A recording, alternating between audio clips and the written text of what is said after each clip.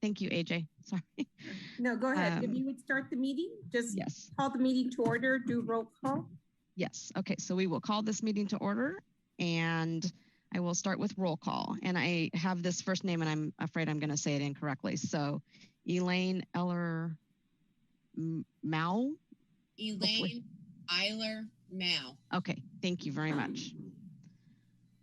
Rihanna Hensley? Yep, I'm right here. Okay. Kathy Duzine? I do not see Kathy. Hoover Chambliss?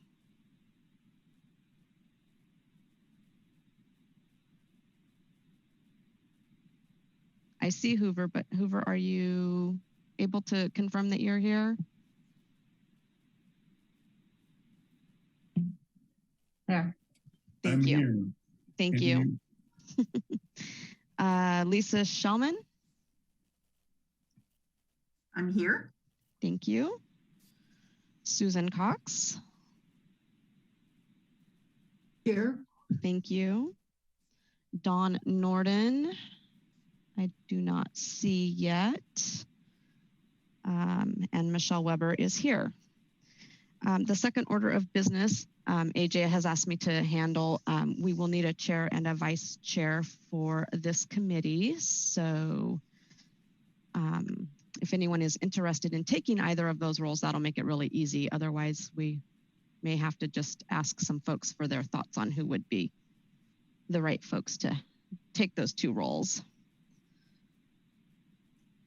Well, it sounded like there wasn't anybody particularly interested. And so Cosette asked me very kindly if I would step up to be the chair if that would be the group's choice. So I throw my hat into the ring. Perfect. There does not appear to be much of a ring at this point. Okay, so AJ, do I need to take a vote with roll call on that too? Yes, I think it would be appropriate. If there's a vice chair, there's no reason why you couldn't vote on both of them. Together, okay. Yeah, is there a vice? And in case Lisa's not present, it would happen just like you saw today. The vice just takes over and conducts the meeting in the absence of the chair. Okay. And I'm just going to say this is a meeting that I could have potential conflicts during with work. So I don't want to put myself in the position to not be able to be here.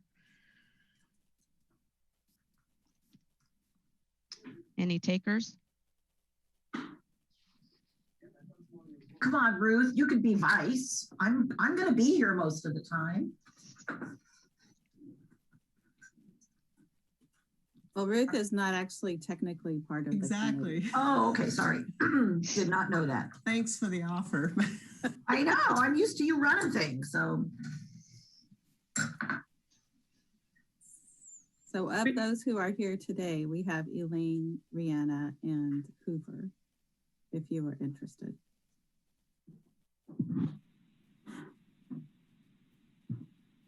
I'll do it, but I don't know what I'm doing. AJ's really good at walking you through. Okay, because I really don't know. Okay. I don't either. That was one of the reasons why I was reluctant, but I know that we will get great support from the LTD staff to do this. So absolutely. Okay, well, thank you very much for stepping into those roles, and we will go ahead and confirm those with roll call votes. Elaine Eiler, and I'm sorry. Mao, thank you. Do you guys want to take a vote? Yes, so is that a yes or no on what we've just discussed? Yes. Thank you. Sorry, I'm a little out of sorts this morning. Rihanna Hensley. Yes, that's good with me. Thank you. Hoover Chambliss.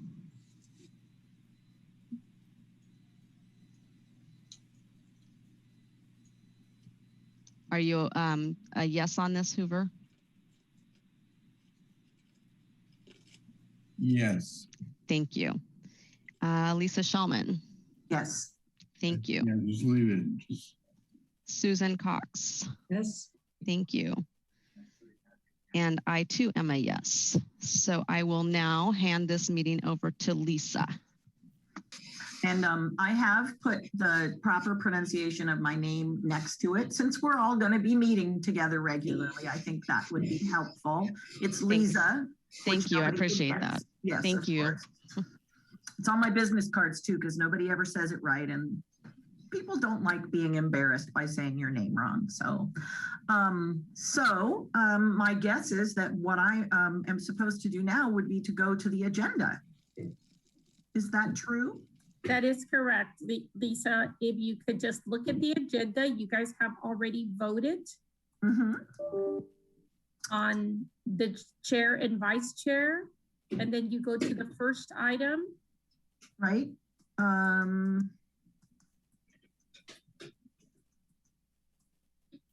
So what do you, okay, so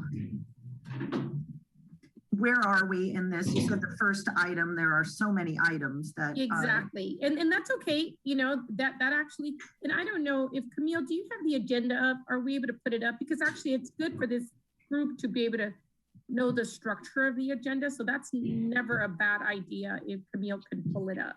So I have it in front of me, and what it looks like the first item at noon was call to order. So I call this meeting to order. And then we did roll call. So that's already done. And Michelle made some preliminary remarks since there wasn't a chair.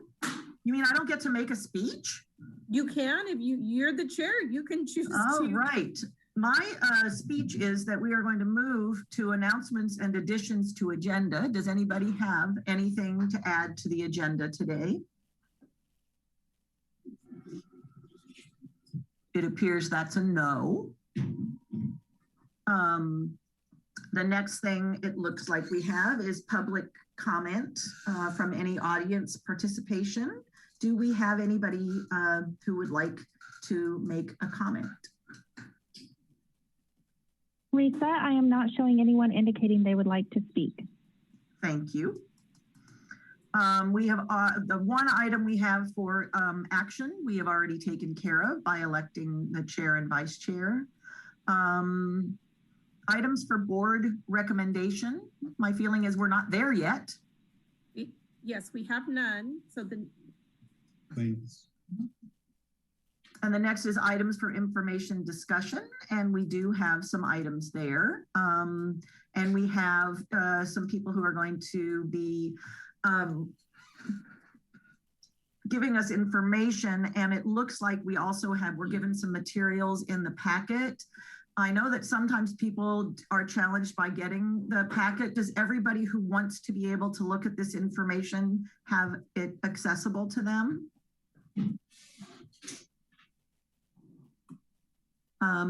Can we pull it up on the screen so that people can also look at it that way? That would be great. Thank you. And so it looks like our first speaker will be John Allen, LTD Services and Programs.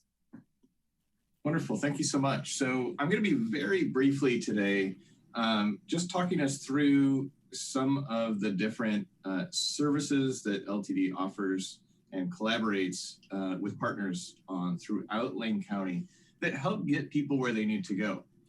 So much of my work and the work of this committee is going to focus on how we can serve our communities of older adults and people with disabilities. And so I'm just going to go through, you're probably familiar with many of the programs that we offer, but potentially not all. So just a very quick overview of some of the different things that we do throughout our community to help get older adults and people with disabilities where they need to go throughout Lane County. So probably the thing that folks are most familiar with is our fixed route bus system. And we try and do our part to make sure that it is accessible to allow, in particular, older adults and people with disabilities, the independence to be able to get where they need to go using our fixed route buses whenever possible. And so one of the things that I think LTD and our community has been very proud of is we were actually the first public transportation system to be to have fully accessible vehicles. Before that was a federal mandate, before the ADA even existed. And so we carry on that tradition today, and we still have folks who have either moved to our community or have chosen to come here because of services such as the accessibility of our transportation. Just something just about our community and our history that I think has been a really important milestone, and we continue to try and lead and innovate in those ways today based on that kind of vision and leadership from the past. In addition to our fixed route bus system, you are likely familiar with our bus rapid transit. You probably know it better as MX, but you may occasionally hear us refer to it as BRTs for bus rapid transit. And those are just any routes that are operating on fixed guideways. So they actually have right-of-ways. You may notice if you're going through an intersection, the bus always seems to be able to get a green light as it goes through. We have our own kind of signaling priority as we're going through intersections. That's unique to BRT that is not true of our fixed route system. We also have our mobility on demand programs and pilot projects. You may be familiar, we currently operate the Cottage Grove Connector in collaboration with the City of Cottage Grove and South Lane Wheels. And this is a way where someone can use an app on their phone or, call a dispatcher the old-fashioned way to pick someone up from anywhere within the Cottage Grove city limits and take them anywhere else within the city limits. So it's mobility on demand. And it's just our way of leveraging new technologies to find new ways to transport people. We also have, at one point in time, operated the MGO service in the downtown Eugene area. And so this is another way where we've tried to use the same technology, but in a different way. So one of the things that will be a theme, I think, as we go through our programs is many of these have either been on hiatus or are difficult, or we've chosen not to operate just due to the current pandemic conditions. Those will continue to change and evolve over time. But I'm just going to give a very brief overview of all the services that you may want to familiarize yourselves or have come to expect. So we also offer honored rider and half fare cards to many of our riders. These are rider cards that we offer to community members. For anyone age 65 and older, it allows for free fixed route transportation. It's the best deal in town. For many of our older adults, this is just really a truly fabulous service that we offer to encourage bus ridership. So for anyone 65 and older, they can come into Eugene Station and get an honored rider card, and that allows them to ride for free. Half fare program is for people with disabilities who require some kind of accommodation or folks who are receiving either Medicare or certain Social Security benefits and some veterans to be able to be entitled to a 50% discount on any fares that they purchase through us for fixed route transportation. And so people generally come into our Eugene station to access these services, and they get a rider card that allows them to be able to purchase their fare at a 50% discount anywhere that we sell it. And that also transfers to our tap cards for anyone who are using them or on phone apps for folks who are using their fare that way. RideSource is our main paratransit service. So not everyone is going to access the fixed route bus or is able to, due to a disability, access fixed route bus service. And so RideSource is our paratransit service to make sure that all members of our community, whenever possible, have a transportation option. RideSource is not just the buses that you see around town. They're called cutaways. It's also our call center. So one thing that's unique to our community is we have one phone number in which community members can call, in which they can schedule and book a trip. And that's typically taking people within roughly a 3/4 mile boundary of anywhere where one of our fixed route vehicles go. So if one of our 40-foot buses goes there, odds are we have RideSource transportation to take them there too. So what makes our service fairly unique is that we not only serve our ADA passengers for fixed route, we're also serving Medicaid members through brokerages, which in Lake County are Trillium and Pacific Source. And we also serve members who are directly served by Oregon Health Authority. We also have those services are known as non-emergent medical transportation that are dispatched to the Medicaid brokerage. So one thing in other communities, someone might have to call one number to schedule their medical appointment, call another number to schedule their public transportation. Here, we just try and make that simple for community members and say, if you just call us and let us know where you need to go, we'll worry about the details and take care of that ourselves, and try and make that as easy and convenient for people as possible. So that's been a huge benefit and something that we work hard to try and make accessible to our community. RideSource is not just ADA, transit, and Medicaid either. So we have several other programs all served by the same call center. So these include mental health transportation trips that we partner with Whitebird Clinic. It's also a shopper service, which helps particularly older adults go on group shopping trips together, again, during non-pandemic times. There are social outings where everyone can go together and even get assistance with their bags as they're being transported back and forth. We also partner, as Lisa knows about, with Pro Buck Center for preschool transportation. And this is in particular for folks whose, for children whose parents identify with disability. And there's some really amazing data about how successful these programs are as well. We also maintain a fleet of vehicles and perform preventive maintenance on all of the vehicles that are required to make this happen, and work with, so we have our own internal fleet of over 50 vehicles, and we work with many external providers such as local taxi companies, medical transportation companies, stretcher vans, even on occasion ambulances. And so when you see many of these private transportation companies driving around town, many times they're actually transporting folks through and for a RideSource trip.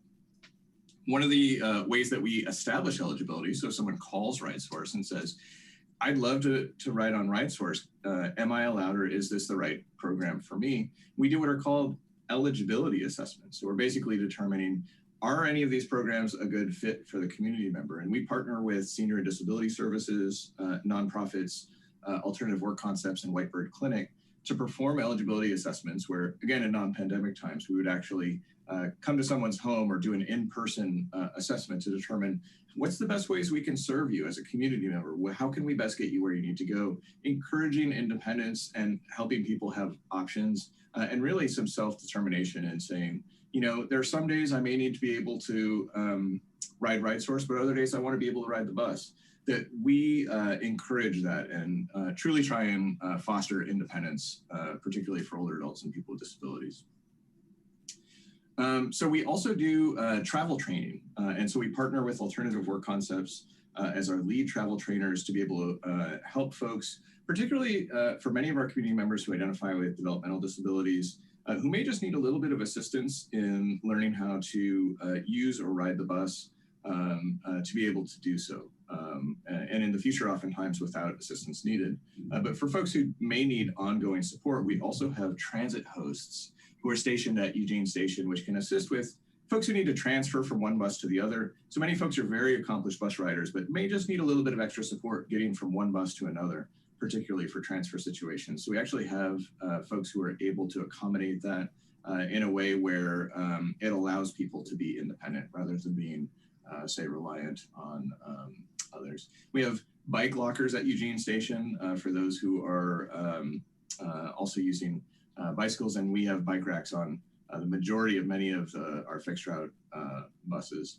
We also partner with many community partners for things like group pass programs that we're doing with employers, student transit passes, so we're working with local educational institutions, low income pass programs that we work with nonprofits and other organizations to provide discounted passes to folks who are in need in our community.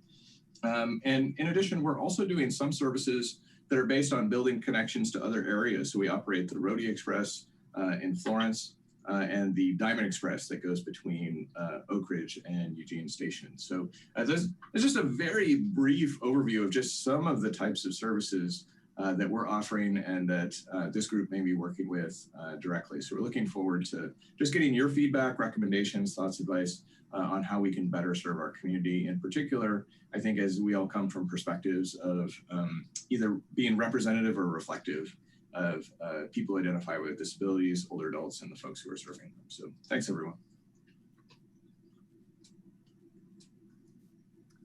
So thank you, John. Does anybody have any questions for John about what he just presented?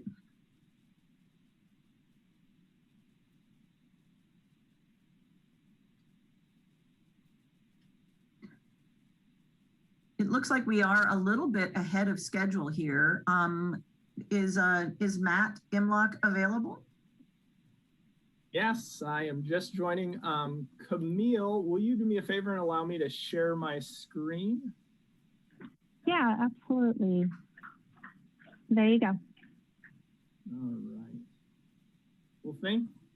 Well, thank you, everybody. For those who I haven't had the privilege of meeting, my name is Matt, and I am the Director of Fleet Management. So excited to engage this committee.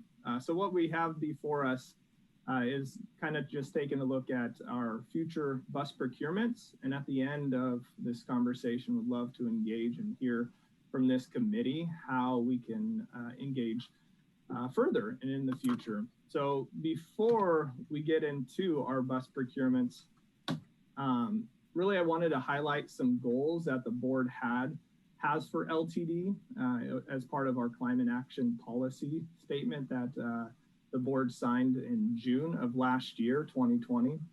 And one of the things is our goal number 1 is to have 25 electric buses under contract in 3 years. And then the goal 2 is in 2035, 100% fleet turnover, which will be phase out of fossil fuels. And as you'll see, that goal is something that we're striving for, but does ensure that we need to continue to get new buses on our property. And when I talk about buses, it's really looking at our fixed route vehicles, as John said a little bit earlier about the 50 accessible vehicles, the Ride Source and other of our services. That is something different than what I'm talking about today. Right now, I'm specifically talking about the heavy duty buses, which would be the 40-foot buses and then the 60-foot buses out in service. The last point is by 2030, 75% greenhouse reduction from the fleet. So this is something the board has adopted, as I said, and something that we're striving for.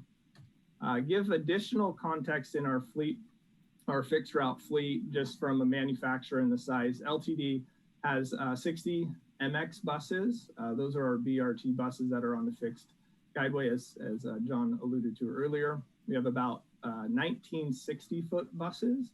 Those are, as my kids say, the Caterpillar buses, or those articulating buses. Mm-hmm. And then we have about 40 fixed route, or 6940 fixed route buses. And we have about 63 Gilligs and about 6 New Flyers. We're adding to the New Flyers, as noted below, with us getting 11 new electric buses. So our fleet shakeup will be a little bit different as we continue to cycle out some of our older buses. Our community investment plan, which is something that is out there that people will see. I'll just go over the next fiscal years to give an idea of what we're going to be seeing or hopes to see on our property. But this current fiscal year, LTD actually has gotten 5 MX buses. You'll see those out in the system if you ride. Those are what we call our 2100 series buses, but we have 5 that are in revenue service right now, which is exciting. We have right now in our shop, and that will actually start going out into service here in the near future, 11 40-foot electric buses. For next fiscal year, we're looking at getting 19 40-foot electric buses. The following fiscal year, 7 40-foot buses. These buses will be something to meet our board's goal in regards to the climate policy we talked about. So we haven't identified the propulsion type yet, but that's something we are going to be doing. And then in fiscal year 24, we are looking at 5 60-foot buses and then 7 MX buses. And just to note, the fiscal year for us goes from July to June. This right now is taking a shot of our electric buses, the 11 that I just talked about. And there may be a little bit, it's kind of tricky because on the middle photo, you'll see me taking the picture from the rear of the bus really towards the front. And then the two side photos are actually taken from the front, looking just at one area of that front seating layout. And so this is what we see in our new electric buses that we have. There are two areas for passengers in wheelchairs that can, or mobility devices to be put in one of those two front bays. This really mirrors what LTD has done historically on the majority of our buses. Where we have the ability for self-restraint if someone chooses to. If people can see in the center, or sorry, in this photo where we have the restraint attached to the seat available for passengers to self-restrain themselves if they choose to. So with that kind of quick overview, I will hang out on this photo to first see if anybody in the committee has any questions so far about the content.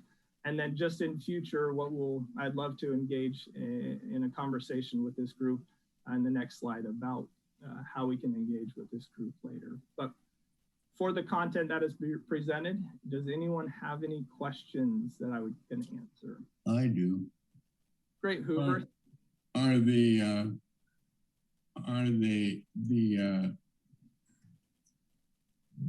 arm, the mobile arm in the front, are they working on most buses? So the ones, and thank you. So Hoover's referencing, we had some buses that we kind of piloted for rear facing. And one of the hard things one of the opportunities is there are certain requirements federally for aisle width and some of those constraints. And so we tested out this new restraint system. It was an American seating product, and it had an arm on it that wouldn't allow you to extend further into the aisleway.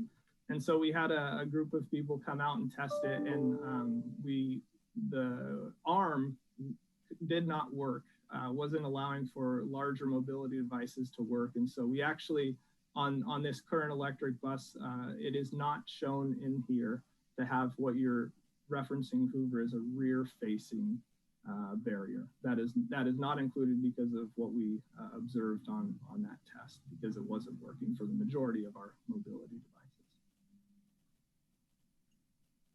devices. Okay.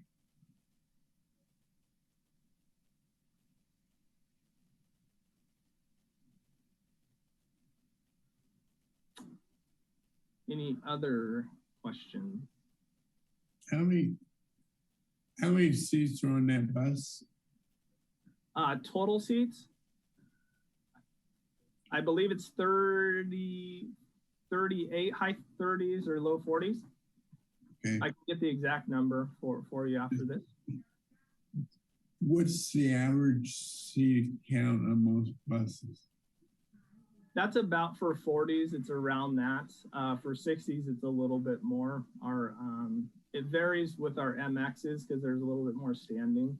But this series of bus average is pretty much the same seating layout that we've had on other seatings.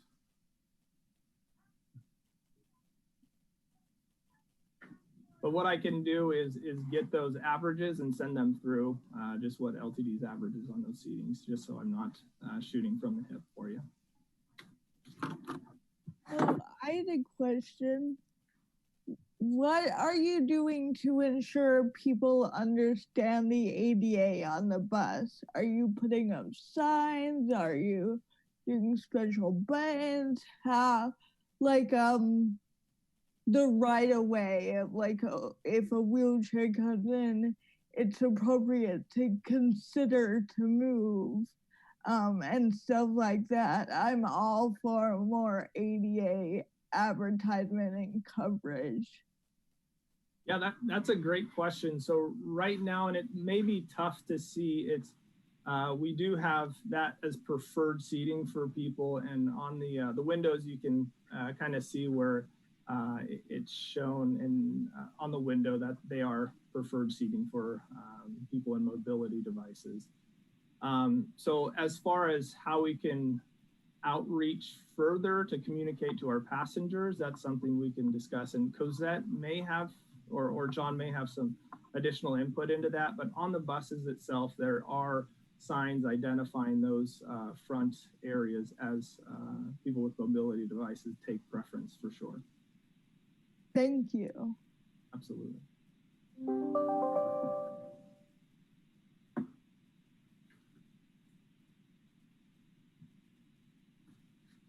All right, I will go to the next slide. And then these are really discussions. One thing's as part of LTD's values is we continuously ask if there's a better way. And so the first bullet point really looks at that is, are there things LTD should consider in future bus seating layouts outside of what we currently have?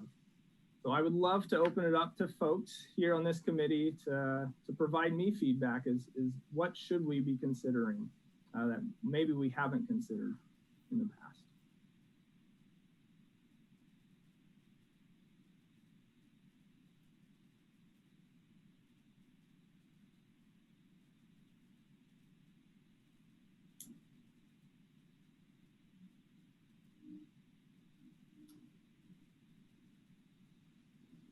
And let me just say on this, I kind of maybe put you on the spot. If there are something that comes up afterwards, definitely reach out to us to say, hey, let's take a look at that. We want to be on the front end of some of these things, kind of as John talked about earlier, as we take pride with some of the accomplishments LTD has had just in this space. So I guess the second one, and we can jump back and forth, what would be the desired future involvement of this committee? I know pre-COVID, we were, prior to bus builds and even sometimes in bus builds, brought people out, and we're happy to continue to do that. And anyone in this committee, actually, with our new electric buses, all you need to do is reach out to myself, John, or Cosette, and we would happily show and provide you what our buses look like. So the question again is, what's the desired future involvement of this committee, and how can I help support that with our specific to our seating layout? I had wondered if possibly we could have this just be an item that is regularly on our agenda, so that if questions come up, if we all go and speak to the communities we serve or that we know, we can bring questions back about this, because it does seem like that's one of the things that I've heard quite a bit as an important issue is seating layouts, et cetera, and also the signage to support making sure that things are accessible for people who need them. Mm-hmm.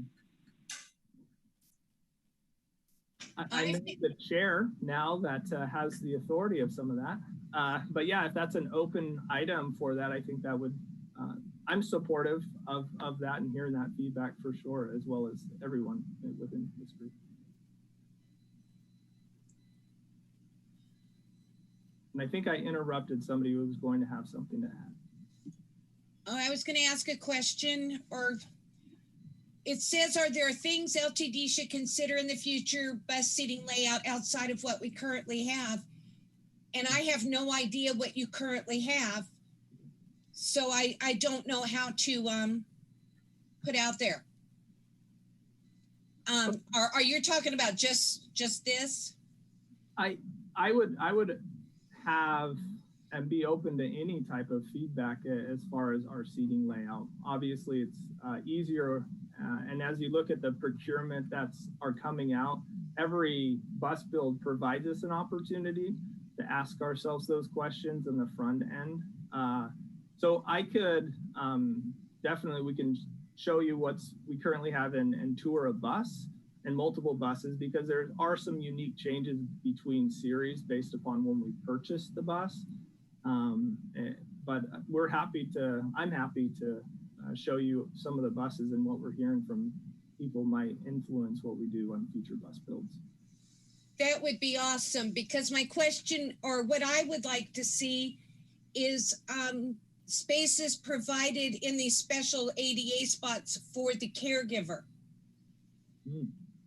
Because many will travel on the bus if their caregiver can be a part of it. And it doesn't look like that's made available, or that's not what I'm seeing. Yeah, this really is looking at the front two ADA areas on the middle photo. If you look further on these two side pictures, you'll see that there are seating, and those are also preferred seating for people. You can see that sticker right there. So that is something, if a caregiver comes on, and I'm not the operations person, but I do know, I'm pretty confident we kind of coach our drivers to allow for that, the caregiver to be in close proximity. But I can't speak fully on behalf of the operations team, but if anyone knows additionally how we address that, that would be helpful. It would, yeah. That's it. Thank you. So the offer is out. If you do want to come on site, my contact information, we definitely can get it to you, and we can look at some of the buses and get a good idea of what there is. One thing with seating, because we can ask ourselves questions what we could do better, I don't know if it's the best approach to always change seating layouts, because it does become complicated if someone comes onto one particular series of buses expecting it. So what we've tried to do is standardize some of it. And so that's one of the benefits I've heard from our team is for people that are coming, if they know what that front area feels and looks like, it does give them a benefit of getting on with confidence.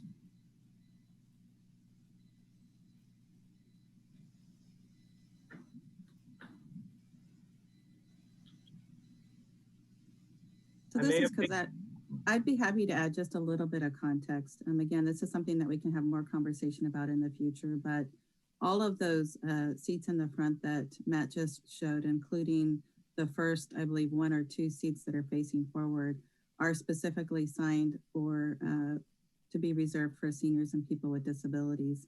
In addition, we do, during the onboarding and ongoing training for our bus operators, we do reinforce training and best practices to encourage others to move and to allow those seats to be utilized for seniors and people with disabilities. And I also just want to say that we've had opportunities in the past as we've purchased new vehicles and had opportunities to purchase kind of for different services. We do invite folks to come in and as available, test out some of our layouts or test out some of the vehicles prior to us necessarily making a purchase. And that's been really informative for us and really helpful for us in planning. So that's just a little overview.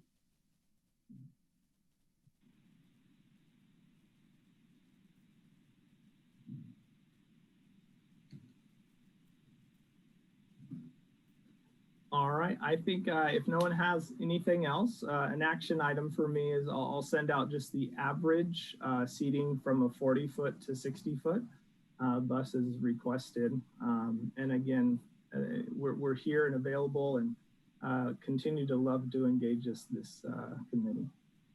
With that, thank you guys very much. Thank you.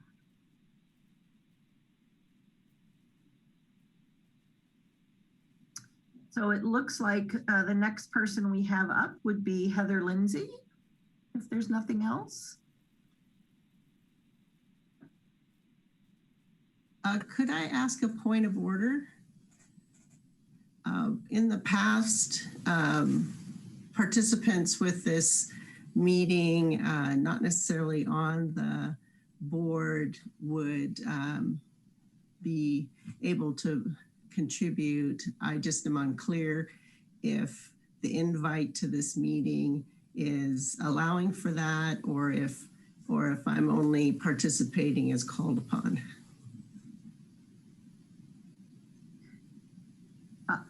No, so the process has been all committee members receive what's called a panelist invitation to Zoom.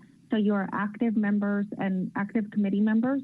The staff and public receive a separate public access Zoom link, and they contribute, public contributes during public testimony, and then staff contribute during their agenda items, and we pull them over as appropriate. So any committee member that's wanting to ask a question or speak, the chair usually facilitates, and you can use the raise your hand feature, or just raise your hand or get the chair's attention and speak up as you need to. Okay, because I had my hand raised for quite a while and just wasn't sure. Okay, so thank you. Sometimes people are still kind of adjusting to Zoom, and sometimes it doesn't get seen. If you have your hand up and it doesn't, and you're not called on, it's likely it just wasn't seen, and I would recommend just speak up. Okay. I did not see a hand raised. So I'm going to press it. Do you see it now? Next to my. Oh, there it is. It's so tiny. Yeah. And if you're not looking at that part of the screen, you don't always see it. So, okay, that's good clarification for me, because I care to say something. I did. As far as just an interest for interior design, I've really liked seeing the seats in a pairing of seats where there's a few that can be flipped up, so that if someone has a grocery cart or their walker, they can bring it alongside them, and it doesn't have to be out in the aisle or secured somewhere else. That seems to be pretty effective for meeting those types of needs. So that's great to include.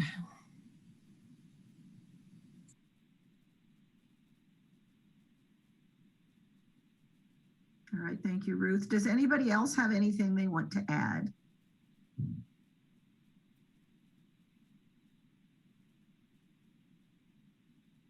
All right, it looks like we are probably ready now for Heather. Hi, Heather. Hi. And Heather is going to talk to us about the overview of the summer bid.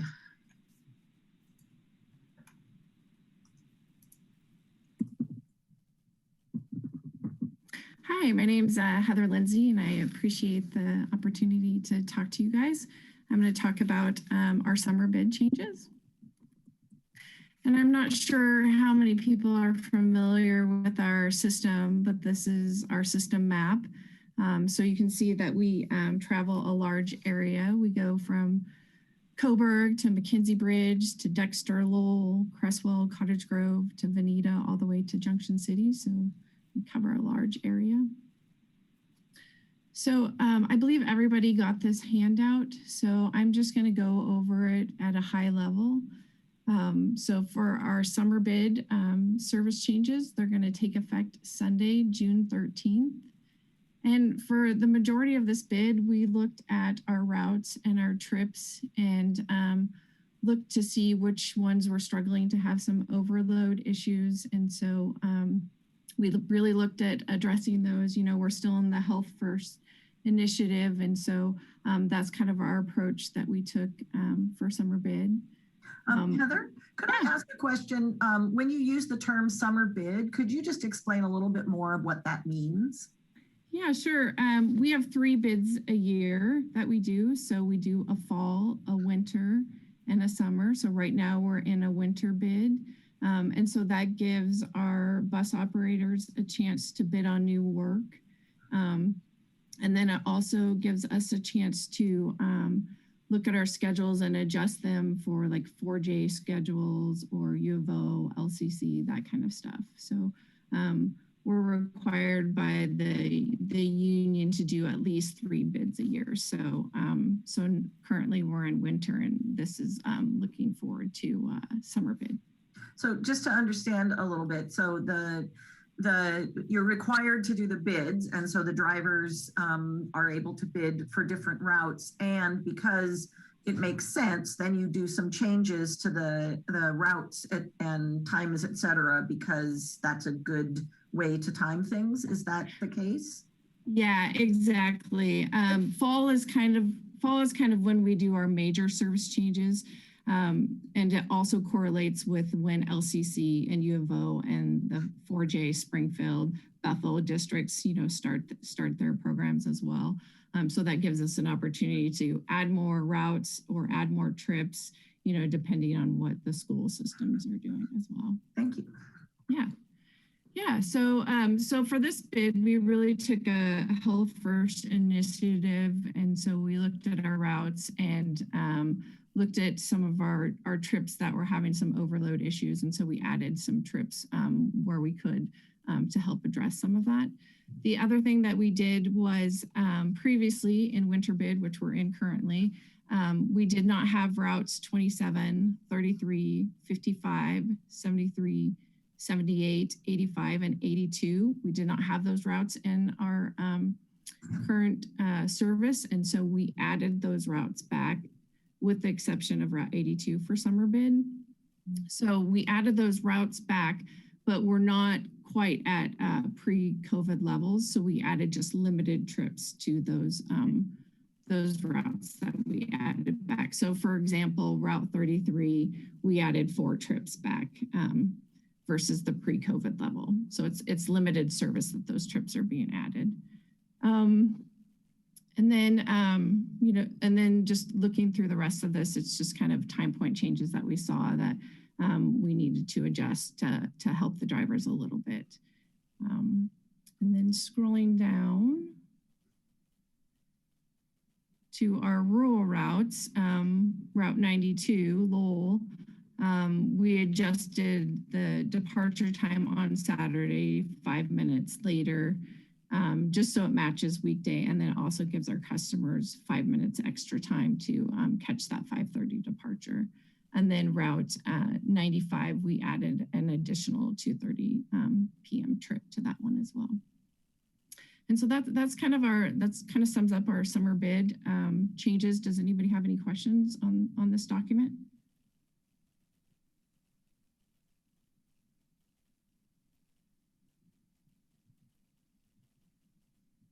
I do have one other change. So for Route 55 North Park, it's out River Road area.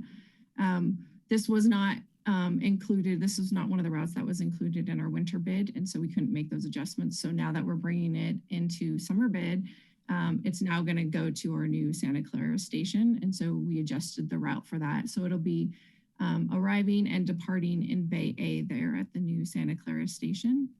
And then it does have another routing change as it departs the Santa Clara station going back to Eugene station. We previously would use Silver there to head back into town, but we're not able to make that right turn because now we have to travel onto River Road and then we would turn right onto Silver there, and we're not able to do that turn with our buses because there's a median strip there and it's a barrier, so we can't make that turn anymore. So we just rerouted it to River Road, and then we're going to turn right on to Maxwell there. And so we have 2 stops that we're putting into Maxwell there. We're just waiting for the county to approve those stops, and then those will be going in there. And then from Maxwell, it just resumes the normal routing. And then this is an example of the new timetable for Route 55. And as you can see, it's limited trips still. I believe we had 6 trips previously, well, 6 or 8 trips previously, and now we're just doing limited trips with 4. So. And that's pretty much the summary of summer bid. Does anybody have any questions?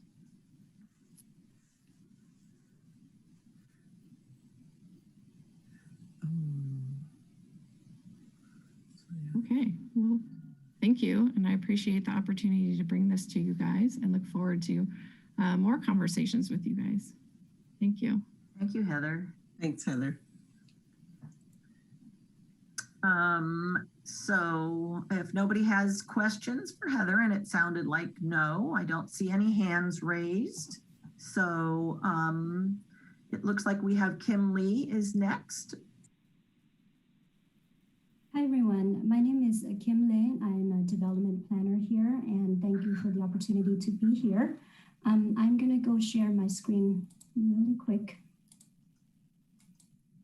Can everyone see that? I'm going to talk about the strategic business plan, and feel free to ask questions, comments throughout the presentation. We'll probably have plenty of time as well at the end to have discussion. But basically, since the beginning of January, LTD has embarked on our first ever strategic business plan. And the idea of a strategic business plan is that it's to provide focus and clear direction for LTD. It serves to bridge our mission, our vision, and our values to our day-to-day operations. And so in essence, a strategic business plan would help us focus on our work on achieving the broader goals of the community. So that's a very broad overview. Let's dive into the agenda. So we'll talk about the process overview, the draft mission, vision, values, goals, the communications plan that accompanies this, and then next steps. So in November of last year, 2020, we put out a bid for a consultant to help us lead this effort. And TransPro consultant was selected because of their extensive experience leading strategic planning processes throughout the country. And so you'll see that in this presentation, this is adapted from theirs. And I just want to acknowledge that this is, their TransPro-led PowerPoint slides. And so when we embarked on this effort, we wanted to introduce 4 key questions. And that is, how does LTD define success? Have we ever defined success? We do a lot of things here, but this is an opportunity for us to kind of step back and say, okay, what will we need to do to deliver on that success?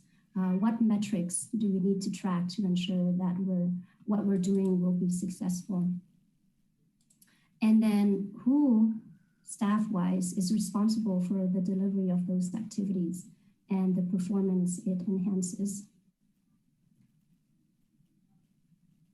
And so this is a broad overview of the process that the TransPro consultant developed for us. And so the idea is that this would facilitate a business plan that's clear, comprehensive, and actionable. The first task that they have embarked on is to refresh our mission, vision, values, and goals. This includes a lot of what's called the discovery phase. We have a lot of studies, a lot of surveys, plans, documents that we look back on to see what we've done well, what needs focus, and so forth. We also have had a lot of meetings and workshops with the board of directors, one-on-one, as well as work sessions. The next board of directors is going to be next week. We've also talked with the strategic planning committee. And then moving to task number 2 is what's called scorecards to create a culture of ownership. And essentially what it is we then talk to the workforce, really engage with our executive team, the directors, as well as different levels of the workforce and different departments, as well as committees within LTD, such as the diversity committee or council and the union. And the idea is that we want to really engage the workforce to understand, okay, what are the things that we want to focus on in the next 1 to 3 years. The third task is the draft communications plan. And this, I'll go over that portion in a bit, but that's also one of the deliverables. And then the fourth and final task is, of course, the combination of all of this work to bring a draft and final strategic business plan for the board's adoption. And this is the schedule overview right now. So we, as I mentioned, the process started in earnest in January, and we're about at the halfway point right now. We're hoping to have the board of directors adopt a communications plan at the next meeting next week, and then working through the process, hopefully final adoption in July of this year. So in talking about the role of the board of directors, the focus is on, their role is to ensure that LTD has clear direction and is delivering on our mission, vision, and outcomes. And so the board's role really lives on the why and the what part of this teeter-totter. And the why is our mission, vision, values, and the what is the measurable strategic outcomes. And then from there, we move to the other side, which is then the board empowering the staff to manage how and who is responsible for getting that work done. And so that's, the milestones, the scorecards, as well as the performance and monitoring. And so wanted just to pause there and see if anyone has any questions so far about the process.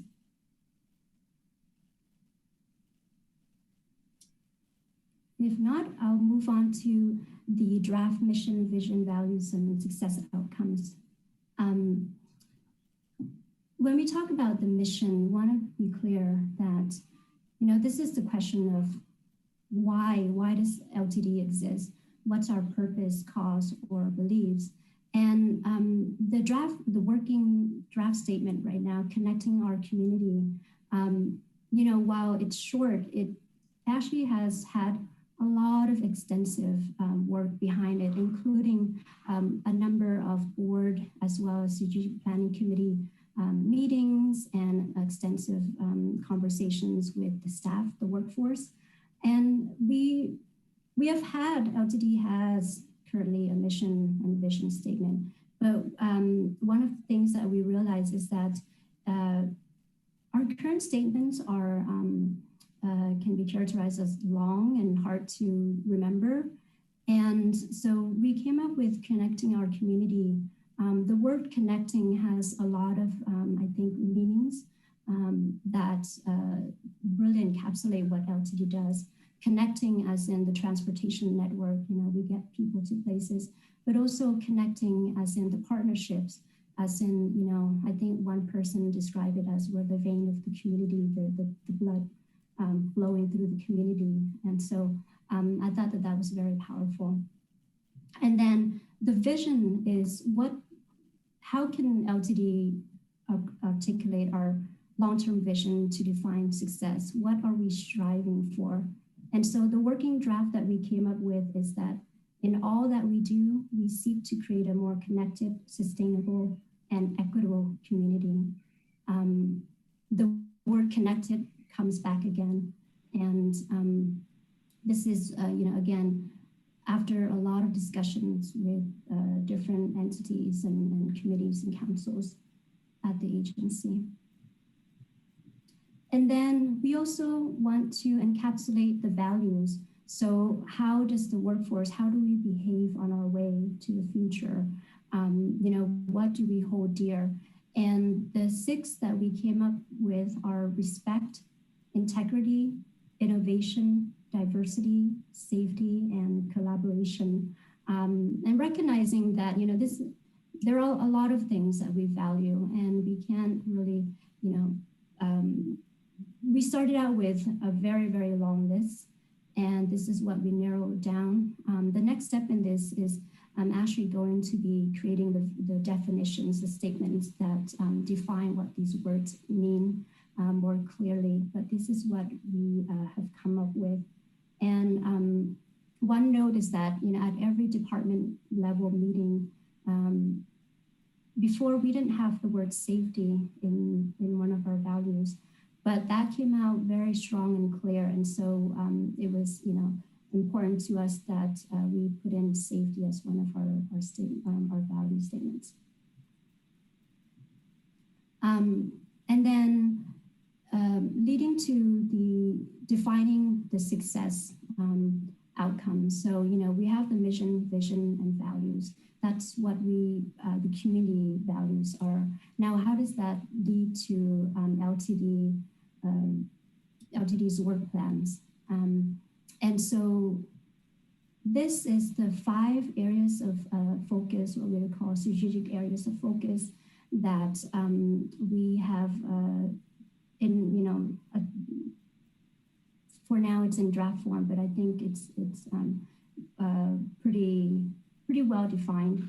The first is the customer satisfaction. Second is community value.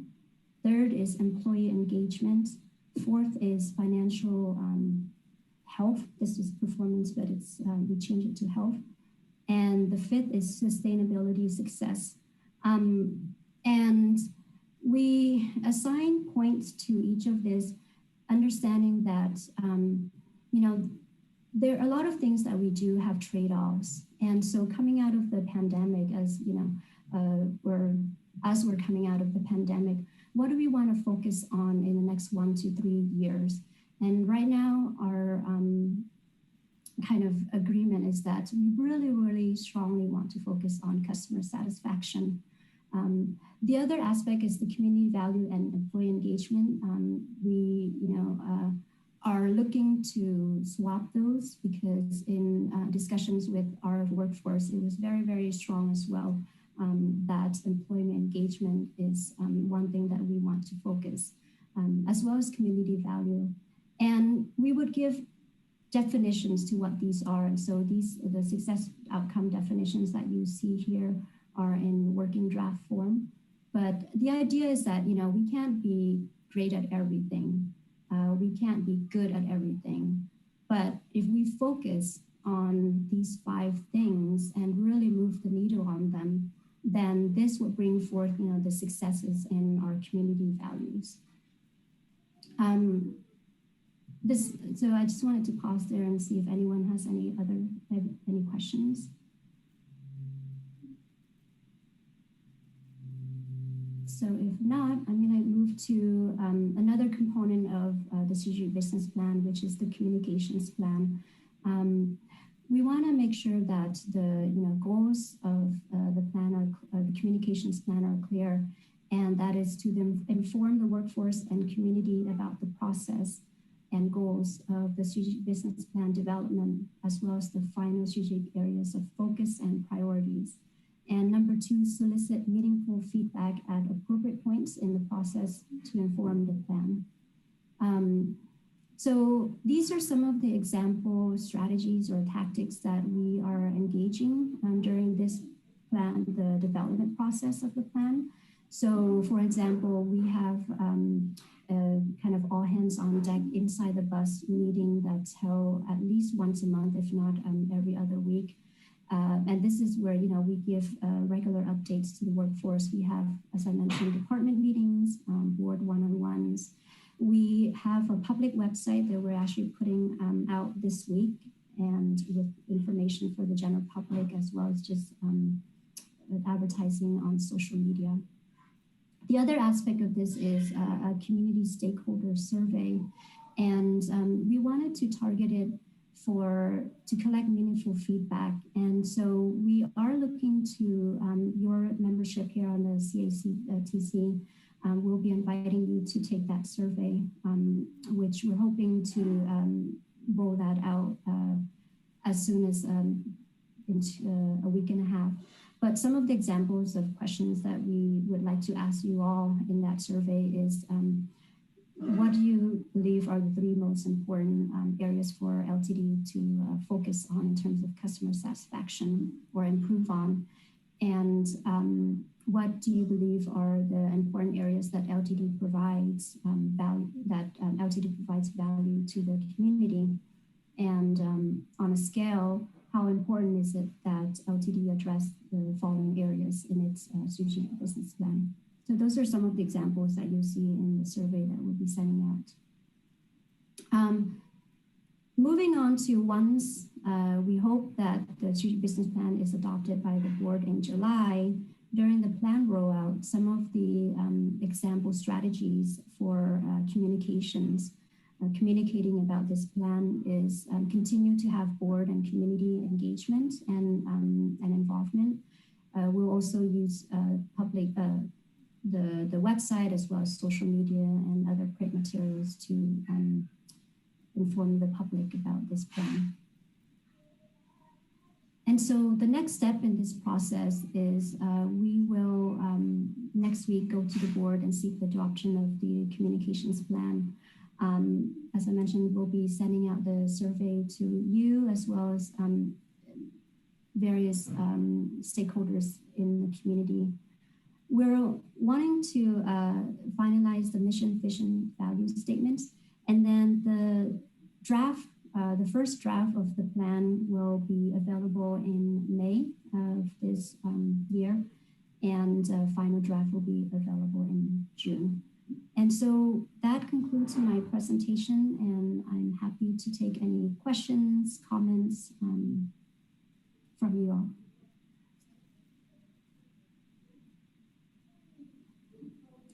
I think that was a lot of great information. I don't know, I have a question, but if people want to take a little time to consider for a minute, thank you very much for that very concise, and I really like the visuals that you gave. They really seem to help. One question that I have is how the community stakeholders have been identified, and approximately how many and who those might be.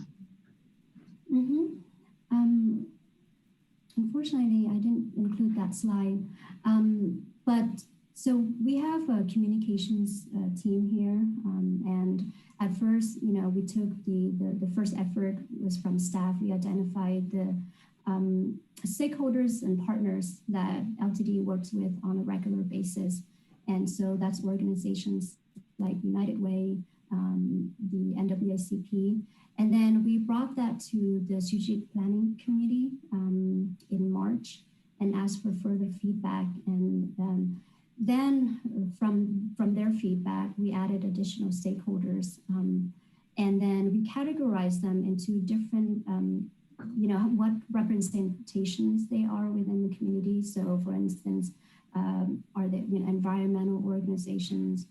Are they social service providers, nonprofits, educational, equity-focused organizations?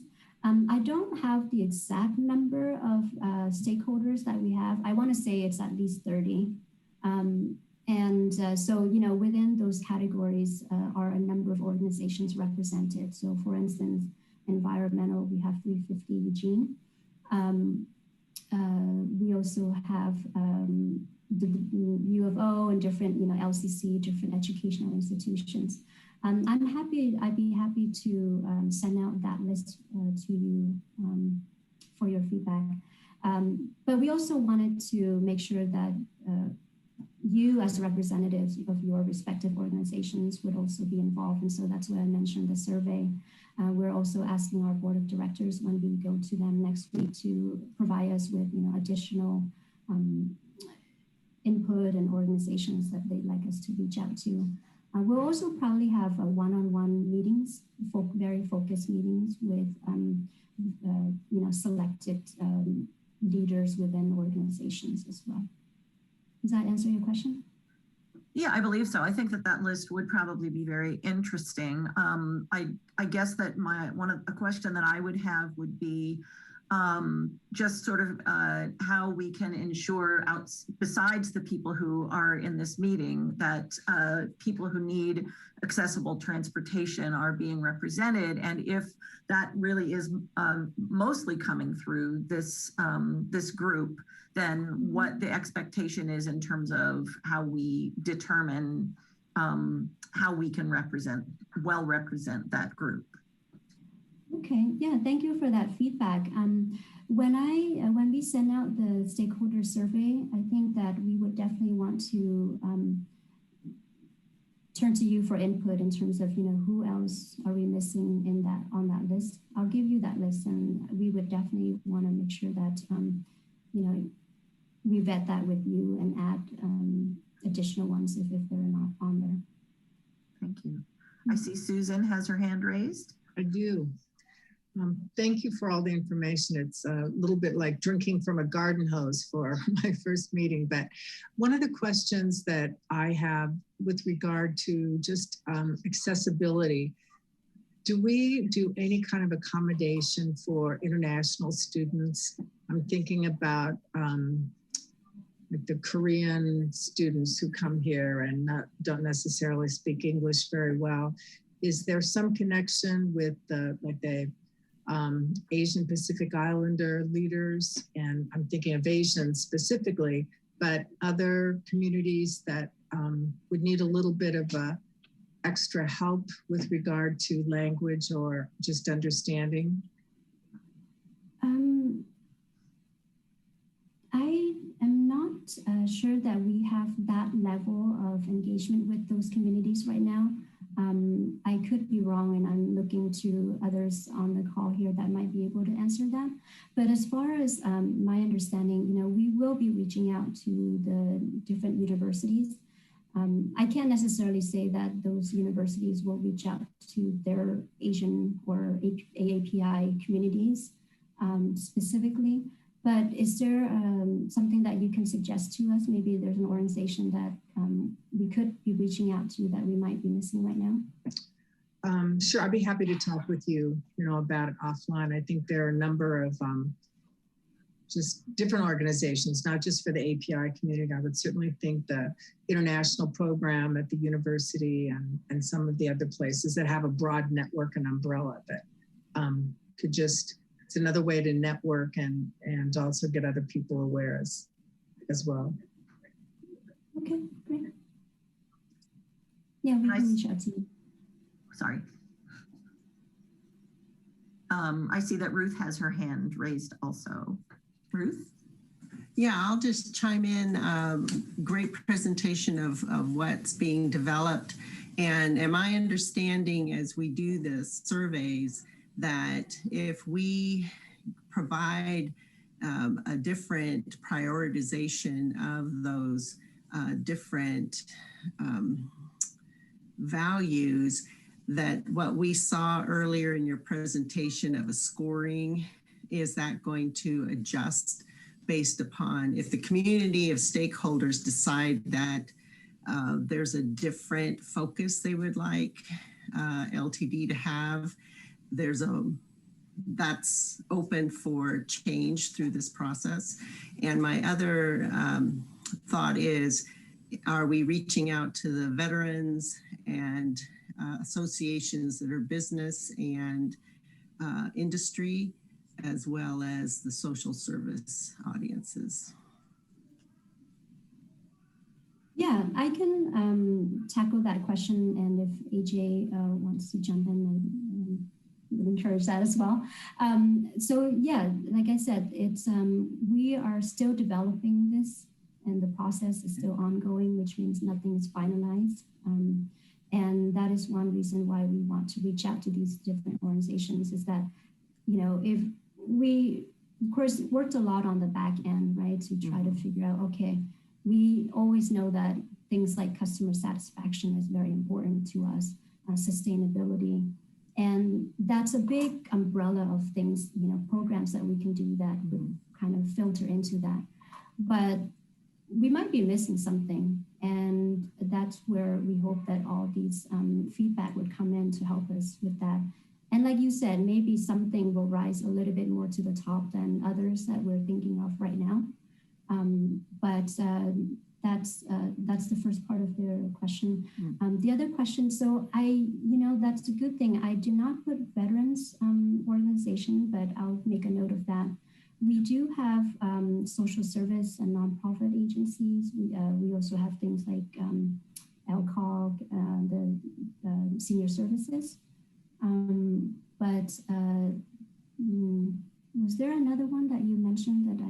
Oh, businesses, they're paying the payroll tax, so they're going to be highly motivated to exactly. give input. So that for sure, we have not only the different chambers, but we also have like the TAO and Eugene Table. So different business organizations represented. And I believe AJ is on the Springfield Chamber, and we have, we have a very close partnership with those business organizations. Great. Do you want me to add? I can add to that a little bit. I think you asked an important question, Ruth, about what if the information that we're provided, we get a different response from community members. How will that be incorporated? Ultimately, it's the board of directors that make the final call. Okay. As staff, what we have done is we have taken all of the technical knowledge we have, all of the institutional, we live and breathe this every day. So we definitely, this is what we do for a living. Yeah. So we're hoping to bring a product that is reflective of our community based on all of our combined knowledge. So we do all the heavy lifting.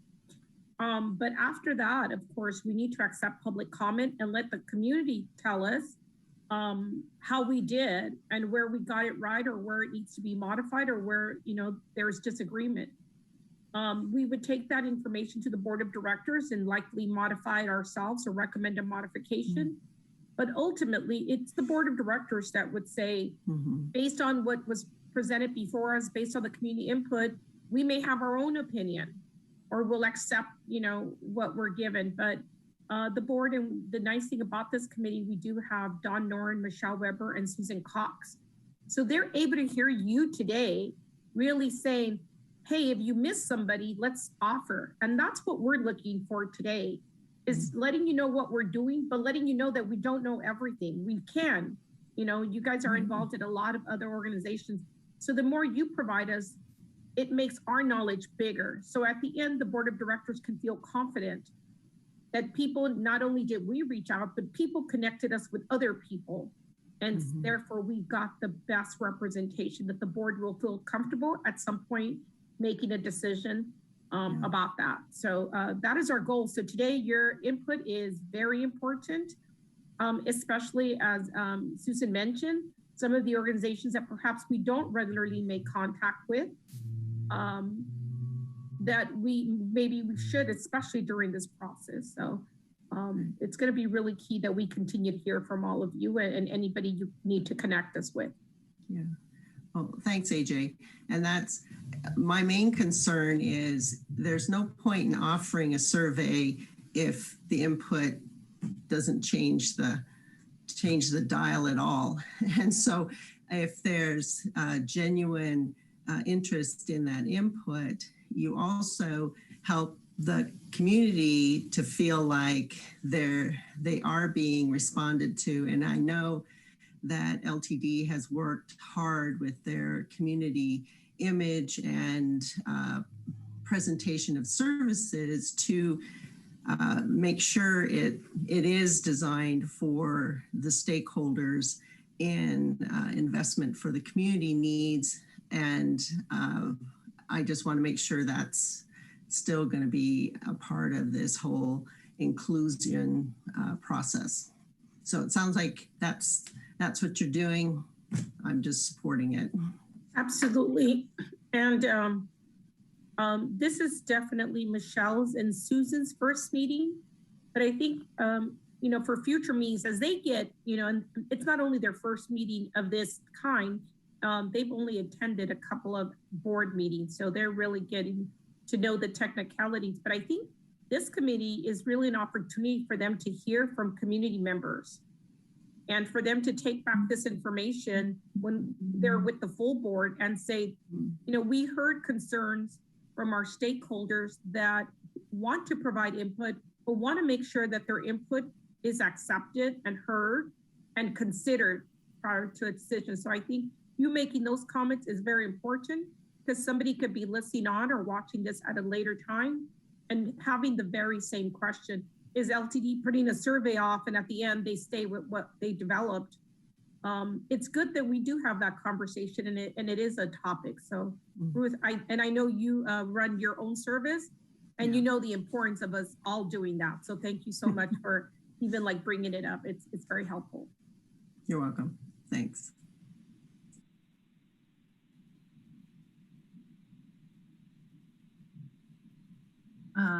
So I don't see anybody with a new hand raised. Susan, did you still have something that you wanted to say? Okay, thank you. So it looks like we don't have any written updates, which is the next thing on the agenda. And then the next thing after that is future meeting agendas. I had just sort of an idea in looking at this agenda that it would be great to put people's titles and who they work for on the agenda, as well as their title, as their name, so that we can all know who it is that we are speaking to or is speaking to us. I believe that people probably also have introduced themselves verbally, but sometimes people really would prefer to have information in written form. So I want to do that. I had just some questions about in terms of developing agendas in the future. I know that we will be reaching out to the committee members for any time that they have anything they want to add. So you will be part of us developing these agendas in the future. I wondered if there's anything that any of our committee members or anybody else would think of that might be something that's a good thing to add regularly to the agenda. And of course, if you have thoughts of that nature in the next few weeks, we can also, you can email. Who should they email if they have thoughts about that? They can always email the clerk of the board. Okay. She is the one, Camille, she is the one who sends the board packet out to you all and gathers all information and ensures that she gets it to whoever the right staff member is, including myself. But she's always the best key point of contact for public meetings. We will also be ensuring that at the next meeting, we have an annual calendar. There's a lot of things that will be coming up. We're looking at how we redeploy our service, as you heard a little bit today, post-pandemic. We will continue to take an analysis of all of our service. And as you know, anytime you're making service decisions, you've got to figure out where you put service and where you don't. And we need to hear from this committee as, you know, what are those impacts of those decisions? This committee is really designed to give us a comprehensive overview of accessibility to our services.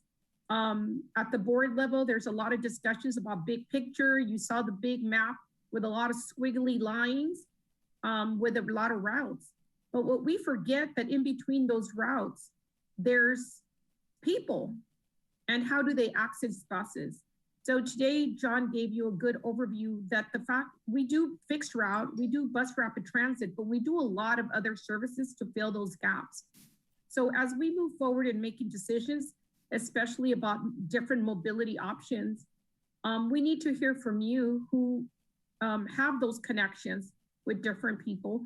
And the 3 board members that sit on this committee really benefit from understanding the challenges that are faced by different community members due to accessibility.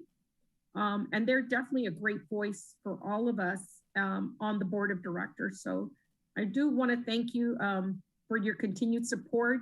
These are quarterly meetings. We want to make these meetings productive and informative for you. So we move them to quarterly, monthly. We just kind of bring you in here and talk at you. But what we really want to do is have a good agenda that matters, that informs you, and that you can provide us valuable input to take back to our board of directors. I do want to commend, before we close here, is Rihanna Hensley. Rihanna joined me on a panel with Congressman DeFazio. And I think the input that she provided about the value of public transportation is the type of messaging that our congressman needs to hear from users, from community members, with people with challenges. So I feel she did an amazing job, Rihanna. I don't think I could have done any better. So I want to thank you and just thank you for continuing to serve on this committee. So welcome aboard. Thank you so much. So it says that there's a calendar attached. Is there a calendar attached? When is our next meeting? It's a quarterly meeting. So, go ahead. So the schedule, we have 2 more meetings this year, pardon me. one in July and one in October. And the schedule of those is actually something we wanted to talk to you about. Historically, this committee has been held on the second Tuesday of the month. Being that this committee was kind of on hold for so long, we wanted to see if that day still works for this committee. And being that there's relatively new members to this committee. So for the rest of the next two meetings, we would be looking at July 13th, and I think it's actually October 13th as well. October 12th would be the next two meetings. So I wanted to just I can send a doodle poll out, but I wanted to get a general consensus of whether that Tuesday works for the majority of the committee. And is this the time frame, noon to 2:30? Is that the time frame? If that works best, yes, that is also flexible. We've held it 10 to noon before. We've done 2 to 4 before. And to get more detailed, I will definitely send out a doodle poll. But if this day absolutely was not the best option, I wanted to get a general consensus for that right off the bat to kind of narrow it down a little. And we were trying, we know some of you work. So we do know doing it at noon maybe helps kind of offset any work with your lunch period maybe. Unfortunately, we're not in person, so we can't provide you a few snacks or anything, but just thoughts about that, and we'll let you guys kind of talk that through.